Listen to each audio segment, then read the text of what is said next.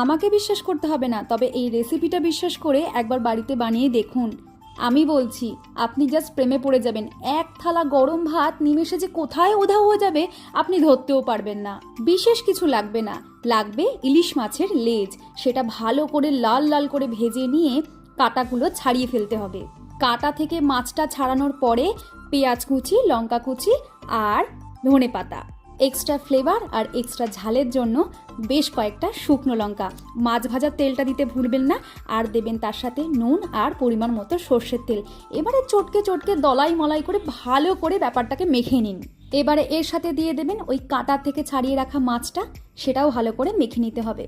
একটু ভালোবাসা দিয়ে মাখলে খাবারের টেস্টটা কিন্তু বাড়ে। ওপর থেকে সর্ষের তেল কিন্তু ছড়িয়ে দেবেন। এই দেখুন, গল্প করতে করতে একদম রেডি হয়ে গেছে এক বাটি গরম গরম ইলিশ মাছের লেজ ভর্তা। রেসিপি আর ভিডিওটা ভালো লাগলে টুক করে সাবস্ক্রাইব। টাটা।